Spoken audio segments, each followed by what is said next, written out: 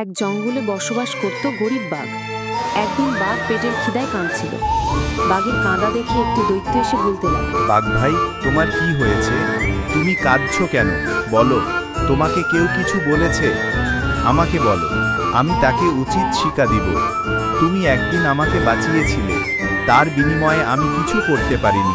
আজ যদি কিছু করতে পারি। না দৈত্য ভাই, আমাকে কেউ কিছু করেনি। কিছুদিন হলো জঙ্গলে কোনো কাজ নেই, তাই আমি 3 দিন হলো না খেয়ে আছি। যেটুকু খাবার মজুত করে রেখেছিলাম তা শেষ হয়ে গেছে। বাঘ ভাই, তুমি আমার সাথে চলো। তোমাকে আজকে একটা নতুন কাজের সন্ধান করে দিব। তোমার আর না খেয়ে থাকতে হবে না।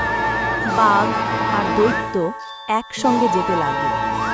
কিছু দূরে যেতে দৈত্য একটা মহেন্দ্র গাড়িকে দেখে বলতে লাগলো, বাঘ ভাই, আমার পক্ষ থেকে তোমাকে এই মহেন্দ্র গাড়িটি উপহার দিলাম। তুমি এইটা দিয়ে মানুষের জমি চাষ করে দিলে অনেক টাকা পাবে।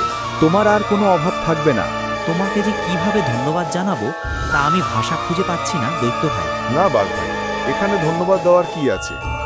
মনে করো বন্ধু হিসাবে এটা আমার উপহার। তারপরে বাঘ মহেন্দ্র নিয়ে যেতে লাগলো। বাঘ যখন মহেন্দ্র নিয়ে যাচ্ছিল, রাস্তায় একটি শিয়াল দাঁড়িয়েছিল। শিয়ালটি বলতে লাগলো, বাবারে বা, বাঘ মামা এই মহেন্দ্র গাড়ি কই পেল? যে করে হোক বাঘ মামার কাছ থেকে গাড়িটি চুরি করতে হবে।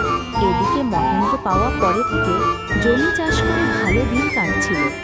একদিন বাঘ জমি চাষ করে গাড়ি গুহার কাছে রেখে ঘুরতে বেরিয়েছিল। এসে দেখে গাড়িটি নেই।